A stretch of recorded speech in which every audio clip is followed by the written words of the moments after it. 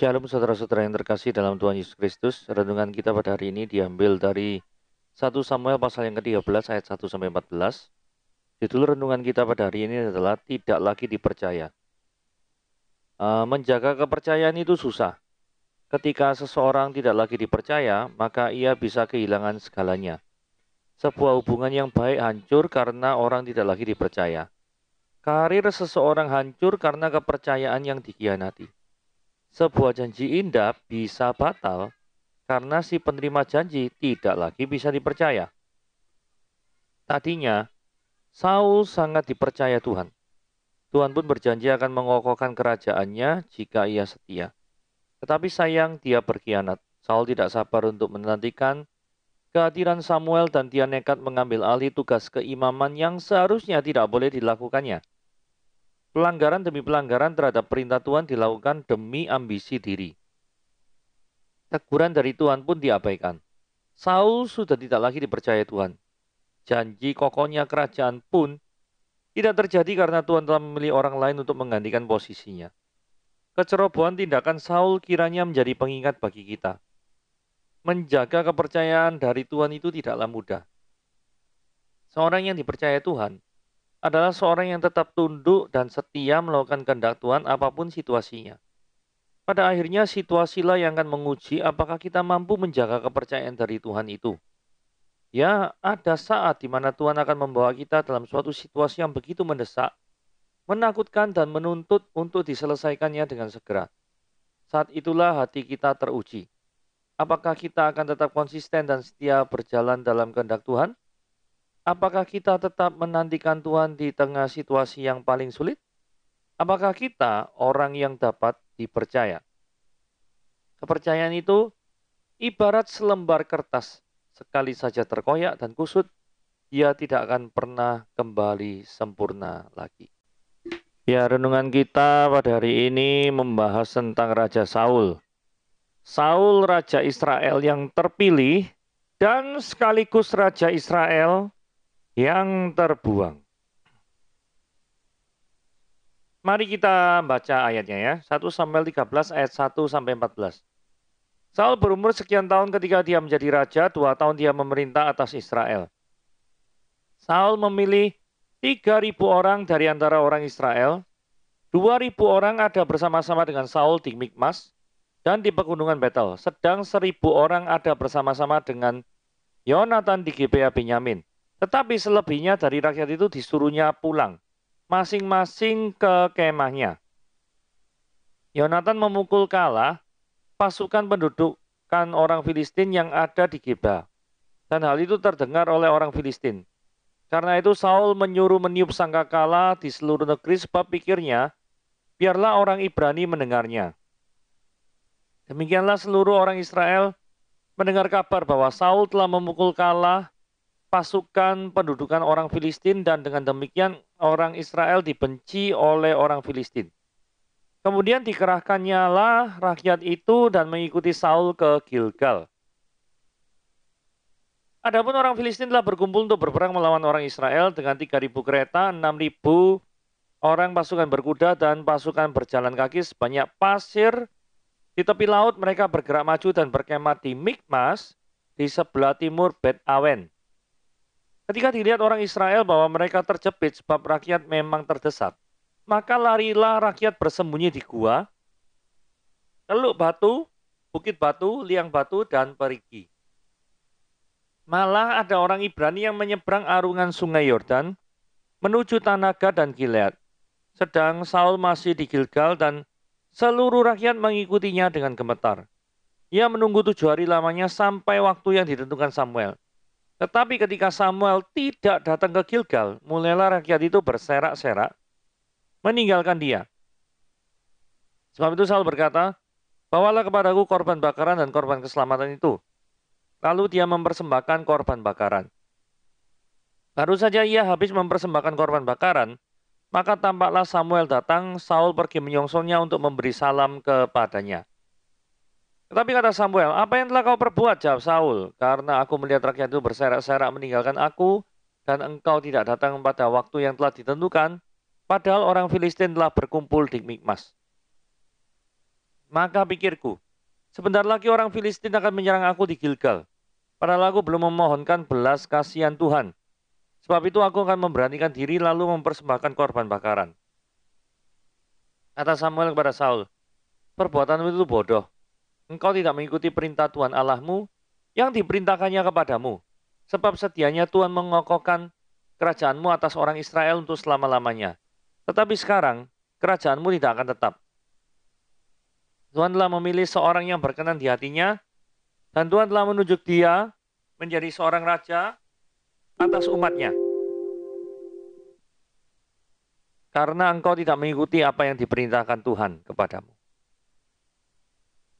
Nah, dari ayat yang 1, kita baca gitu ya. Saul berumur sekian tahun ketika dia menjadi raja. 2 tahun dia memerintah atas Israel. Kalau kita teliti membacanya ya, ini jadi semacam pertanyaan ya. Pertanyaannya kenapa? Pertanyaannya begini ya. Mengapa Saul ditulis sekian tahun ketika dia menjadi raja? Kan aneh ya. Biasanya kan misalnya informasinya kan jelas ya. Misalkan Saul menjadi raja umur 30 tahun atau 25 tahun misalkan. Harusnya kan jelas seperti itu ya. Tetapi yang terjadi ini tidak jelas itu loh. Kenapa kok berumur sekian tahun? Nah, setelah diselidiki ternyata salinan-salinan manuskrip itu ada mencatat hal yang berbeda. Ada yang bilang 40 tahun, ada manuskrip yang bilang 30 tahun. Jadi, untuk lebih netralnya, maka dikatakan Saul berumur sekian tahun ketika dia menjadi raja. Ya, probability-nya antara 30 sampai 40 tahun dia jadi raja. Kemudian dia memerintah selama 2 tahun di atas Israel. Begitu ya kira-kira ya. Penjelasannya seperti itu. Oke, kemudian kita lihat sebenarnya tugas Saul jadi raja itu apa sih? Ketika Saul jadi raja, itu kita dapat melihat 1 Samuel pasal yang ke-9, ayat yang ke-16. Dikatakan begini ya, besok kira-kira waktu ini aku akan menyuruh kepadamu seorang laki-laki dari tanah Benyamin, engkau, Samuel maksudnya, akan mengurapi dia menjadi raja atas umatku Israel, dan dia akan menyelamatkan umatku dari tangan orang Filistin.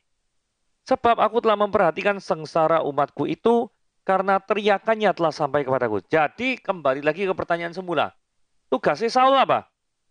Tugasnya Saul adalah menyelamatkan umat Israel dari orang Filistin.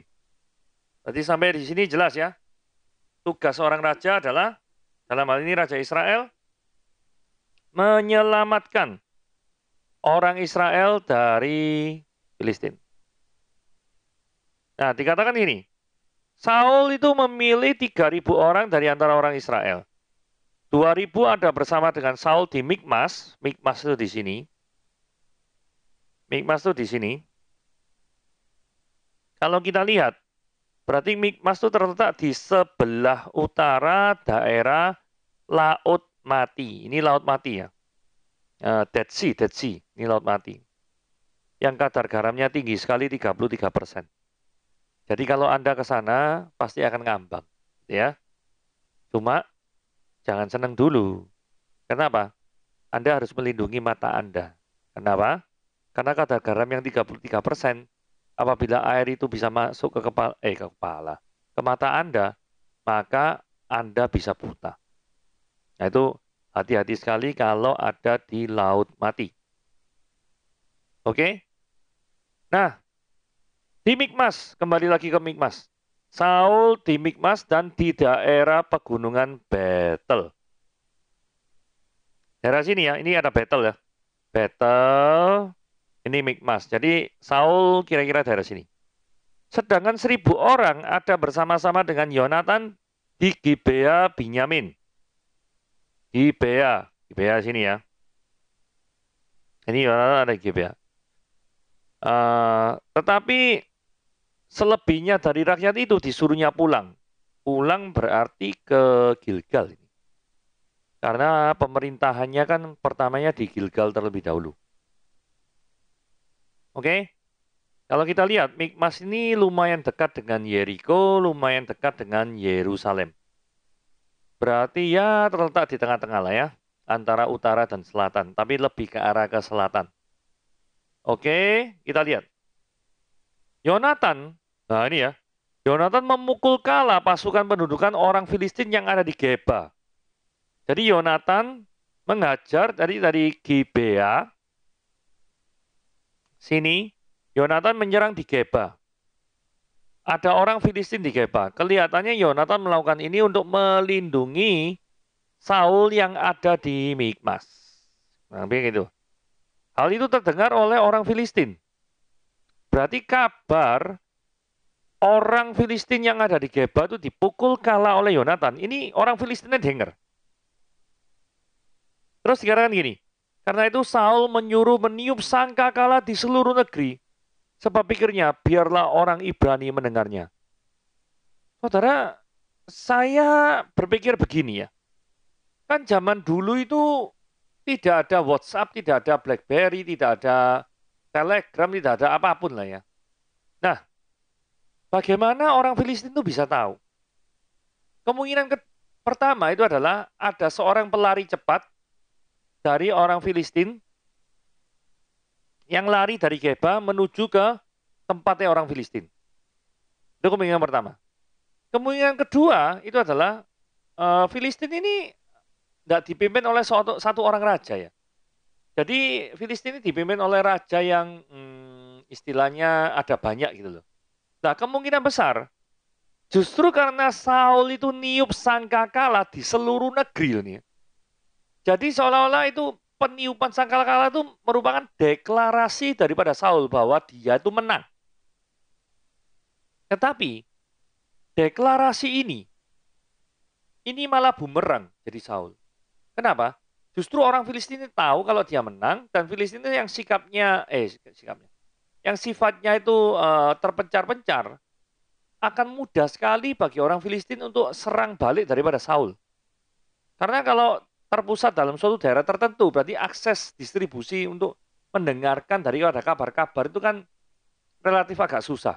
Tetapi kalau dia itu tersebar, maka akses untuk mendengarkan apa-apa yang terjadi di Geba atau di daerah-daerah di mana tempat Filistin yang memerintah, maka aksesnya akan lebih tinggi. Gitu ya. Oke, kita lanjut. Jadi popularitas, pencarian atau deklarasi lebih tepatnya. Deklarasi kemenangan daripada Israel itu menelurkan kebencian dari orang Filistin. Ayat 4 dikatakan, demikianlah seluruh orang Israel mendengar kabar bahwa Saul telah memukul kalah pasukan penduduk yang Filistin. Wah, bangga ya. Tapi dengan demikian dan dengan demikian, orang Israel dibenci oleh orang Filistin. Nah, sebenarnya Saul ini tujuannya, saudara tahu tugas Saul apa tadi? Yang ayat pertama itu. Bukan ayat pertama, slide-slide yang pertama. Supaya mengingatkan, kita balik dulu ya.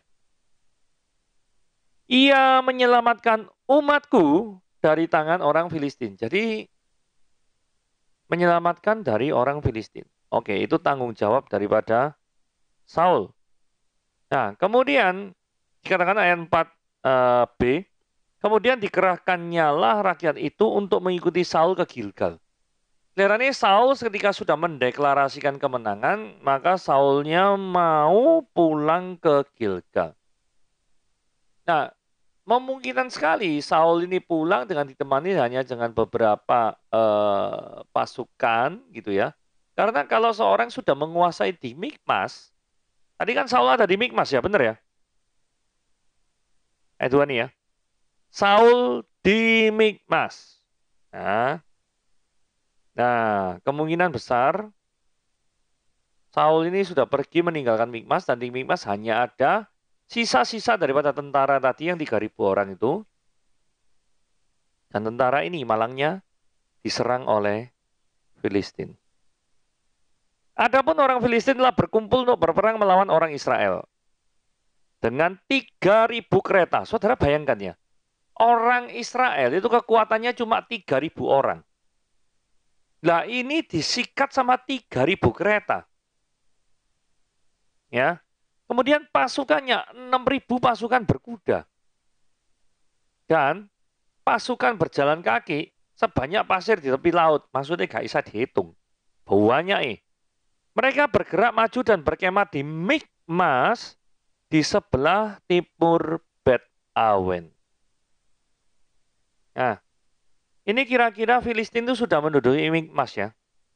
Berarti ada indikasi pasukan Saul yang berjumlah 3.000 orang itu, saya rasa kok kena bantai ya. Tapi Saul sudah lari terlebih dahulu. Bukan lari, kembali ke Gilgal. Karena Saul menempati Mikmas di ayat yang pertama menunjukkan bahwa pasti Saul meninggalkan daripada pasukan yang ada di kota Mikmas. Nah, fakta bahwa si orang Filistin ini mengerahkan dengan jumlah yang sangat banyak, memungkinkan sekali orang Filistin ini sudah menghabisi 3.000 orang yang ada di Mikmas. Begitu ya. Nah, ini kelihatannya Saul ini ketika berperang ini kurang informasi terhadap kekuatan lawan. Kalau dia misalkan tahu kekuatan lawan itu lebih dari 3.000, jadi kekuatannya pasir di laut 6.000 pasukan dan 3.000 kereta. Ini nggak seimbang sekali nih ya. Jadi ibarat sepak bola itu ya. Mungkin ini Jerman lawan San Marino gitu ya toh. Atau Jerman lawan Leicester atau mana ya. Ini gak imbang sama sekali pertandingannya ini ya. Nah, Saul tidak mempertimbangkan hal tersebut. Ketika dia tidak mempertimbangkan hal tersebut, maka dia kalah. Nah, saudara-saudara yang terkasih dalam Tuhan Yesus Kristus, hal ini menjadi patut menjadi notis atau perhatian bagi kita semua ya. Jadi kalau kita melakukan strategi tertentu, kita harus mengetahui kekuatan lawan itu seperti apa. Dan kira-kira kalau kita memenangkan pertandingan, kira-kira lawan akan balas seperti apa? Nah, yang Saul lakukan itu dia memang benar berperang. Dalam hal ini dia mengajak anaknya juga ikut berperang, Yonatan. Menang di Geba. Menang langsung dideklarasikan. Akibat dari deklarasi itu seluruh negeri tahu termasuk orang Filistin. Nah, Filistinnya tidak terima langsung serangan balik. Kelihatannya serangan balik counter attack daripada orang Filistin ini tidak pernah dipertimbangkan dengan baik oleh Saul. Dan ketika tidak pernah dipertimbangkan dengan baik oleh Saul, yang terjadi adalah apa? Bawahannya yang terdiri dari 3.000 orang itu akan binasa. Gitu ya. Nah, ketika dilihatnya orang-orang Israel bahwa mereka terjepit, sebab rakyat memang terdesak, maka larilah rakyat bersembunyi di gua, keluk batu, bukit batu, liang batu, dan perigi. Jadi kelihatan ini memang perlawanannya tidak seimbang sama sekali. Membuat bangsa Israel itu semburat. Sembunyi ke tempat-tempat yang tidak jelas. Seperti liang batu, perigi, gua, dan lain-lain. Saudara, kalau kita berperang ya dalam suatu, mungkin kalau sekarang mungkin bukan perang fisik, tapi mungkin perang di dunia bisnis atau dalam dunia mana gitu ya. Tapi kalau kita misalkan perang di dalam dunia bisnis gitu ya. Jadi mau memukul lawan, ya toh, saingan, dengan strategi-strategi tertentu, tetapi tidak memperhatikan bagaimana lawan itu punya strategi untuk memukul balik kita. Akibatnya adalah kita malah nanti lari tunggang langgang loh, anak buah kita itu ya. Lari tunggang langgang nih ke ini akibatnya kayak Saul ini ya. Rakyatnya nih sampai ke sembunyi ke bukit batu, ke liang batu, ke perigi. Kalau sampai di sini sih enggak apa-apa ya. Coba kita lihat ayat 7. Malah ada orang Ibrani yang menyeberangi arungan sungai Yordan. Saudara tahu ya, sungai Yordan kurang lebih dari sini ya. Nah, menuju ke tanah Gad dan Gilead. Saul itu ada di Gilgal. Gilgal itu ada di sini. Gilgal ada di sini. Kemudian Saul yang masih di Gilgal itu, seluruh rakyatnya menuju ke Gad. Gilgal ini ada di daerah Benyamin ini ya. Kalau kita lihat Benyamin atau di daerah Manasye. Karena perbatasan ini ya. Kelihatannya kemungkinan di Benyamin ya, karena Saul adalah suku Benyamin. Oke, daerah Benyamin sini. Kemudian pindah ke daerah Gad. Gak puas sama daerah Gad, pergi ke daerah Gilead. Tujuannya apa? Menjauhi daripada Mikmas. Mikmas kan daerah sini. Tadi kan daerah sini Mikmas. Jadi mereka lari semburat, tidak cuma sembunyi di gua batu saja. Tetapi langsung pergi ke luar negeri, bukan luar negeri, luar daerah. Dan rakyat Saul ini yang mengikutinya tuh dengan gemetar gitu ya. Jadi memang ada rakyat yang memang lari tunggang langgang, tetapi ada yang masih setia yang mengikuti daripada Saul. Nah, Saul ini sebenarnya dikasih tanda oleh Samuel. Di dalam 1 Samuel 10 ayat 8 dikatakan, engkau harus pergi ke Gilgal. Berarti Saul sudah menaati kan ya. Dia ke Gilgal, mendahului aku. Dan camkanlah, aku akan datang kepadamu dan mempersembahkan korban bakaran dan korban keselamatan. Saudara, ini Samuel ngomong sama Saul. Nah, dari sini kita lihat, siapakah yang memberikan persembahan korban bakaran dan korban keselamatan? Samuel, karena Samuel adalah imam. Dikatakan Samuel ngomong gini, engkau harus menunggu 7 hari lamanya sampai aku datang kepadamu dan memberitahukan kepadamu semua yang harus kau lakukan. Tetapi Saul itu tidak mengindahkan tanda dari Tuhan ini. Dia mengatakan gini, ia menunggu 7 hari lamanya sampai waktu yang ditentukan Samuel. Tetapi ketika Samuel tidak datang ke Gilgal, mulailah rakyat itu berserak-serak meninggalkan dia. Nah, kemudian Saul tidak sabar karena apa? Gelisah. Apa yang dia lihat itu mengkhawatirkan dia sama sekali. Saudara, pernahkah saudara mengalami hal-hal yang seperti ini? Janji Tuhan itu adalah memelihara kehidupan kita. Tetapi pada saat yang bersamaan kita melihat, gara-gara COVID ini ya, omset turun drastis ya. Gitu. Gara-gara COVID ini ya, pendapatan bisa turun. Nah, kelihatannya kok janji Tuhan dan kenyataan itu nggak matching ya. Nah, karena nggak matching, kita sudah semburat tidak percaya sama janji Tuhan. Yang terjadi adalah apa? Kita menempuh jalan pintas. Misalkan cari uang dengan cara yang tidak halal. Nah, ini ya mulai. Mau tipu sana, tipu sini, curi sana, curi sini. Repot. Jadi mengambil jalan shortcut tertentu, di mana shortcutnya ini bertentangan dengan firman Tuhan. Nah, Saul berkata, bawalah kepadaku korban bakaran dan korban keselamatan itu. Lalu ia mempersembahkan korban bakaran. Nah, Saul mempersembahkan korban bakaran. Baru saja dia habis mempersembahkan korban bakaran, maka datanglah Samuel datang. Nah, kelihatannya orang-orang mengatakan, wah Samuel, gara-gara Samuel telat ini, wis, repot ini.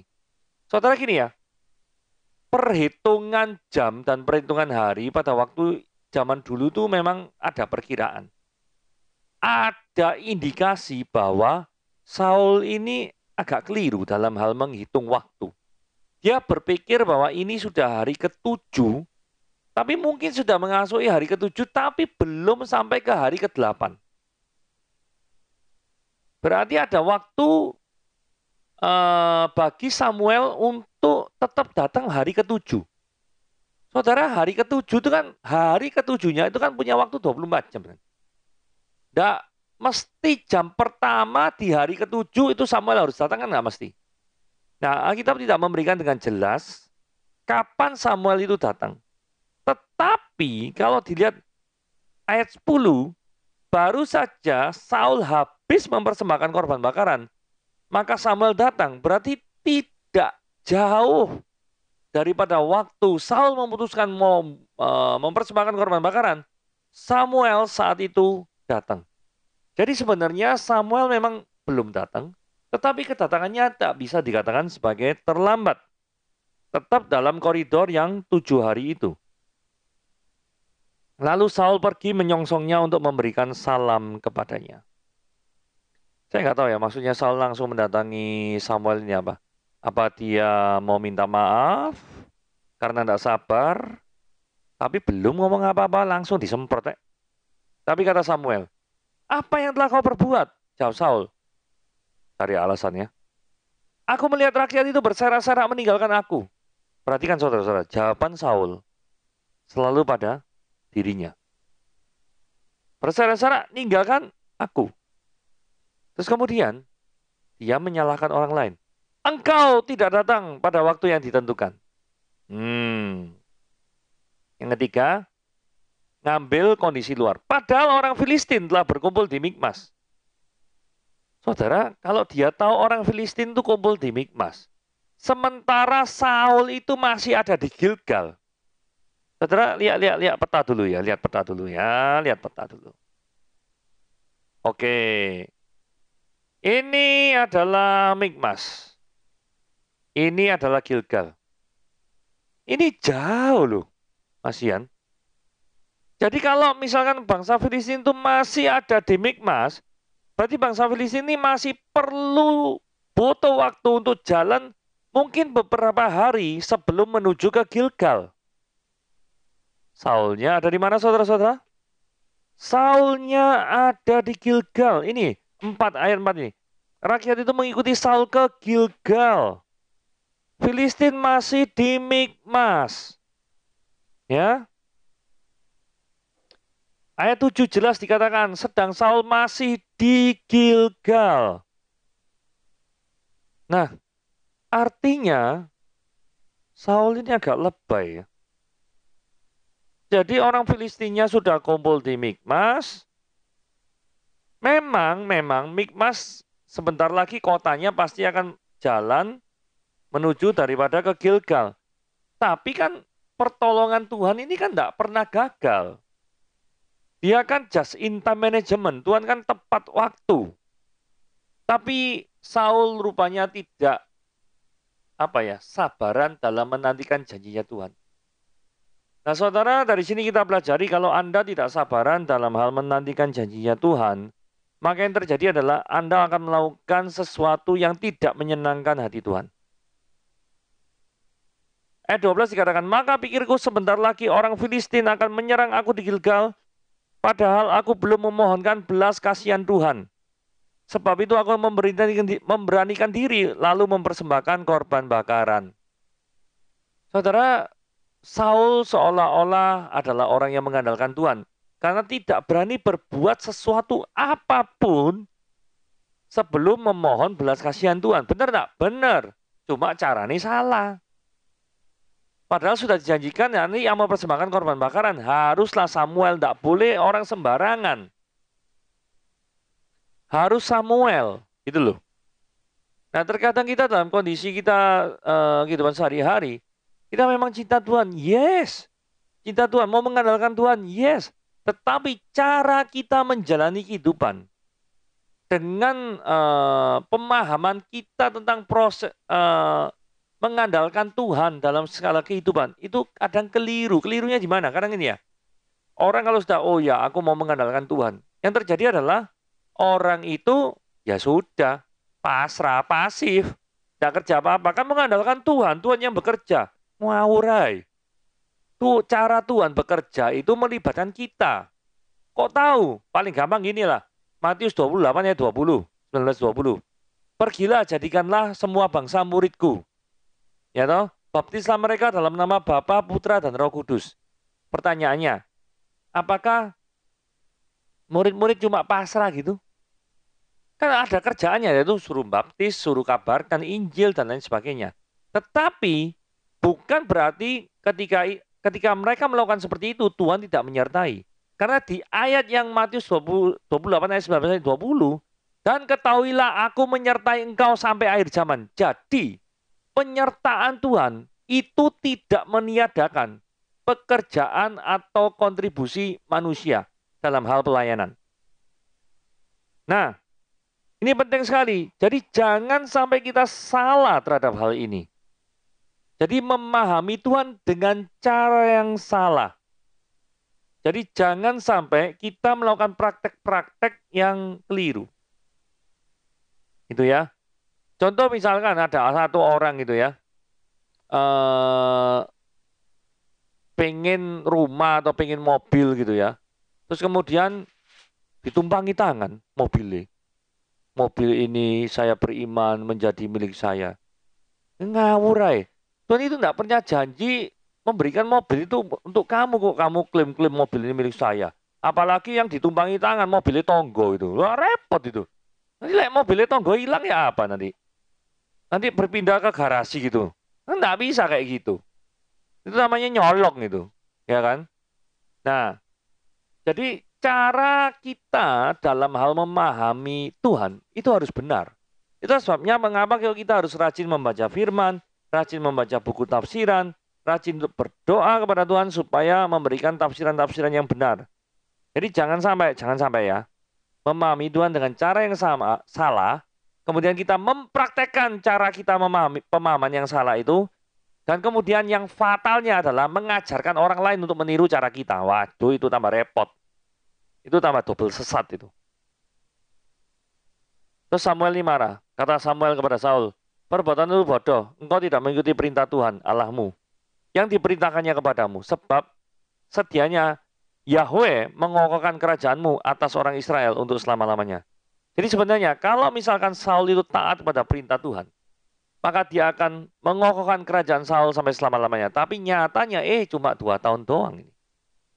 Tapi sekarang kerajaanmu tidak akan tetap. Tuhan memilih seorang yang berkenan di hatinya, Daud maksudnya ya. Dan Tuhan telah menunjuk dia menjadi raja atas umatnya. Karena engkau tidak mengikuti apa yang diperintahkan Tuhan kepadamu. Saudara, jangan pernah kita main-main dalam hal mengikuti Tuhan atau dalam hal menaati Tuhan. Karena ada saatnya di mana nanti Tuhan sudah bohwat gitu ya terhadap kita ya mungkin ya.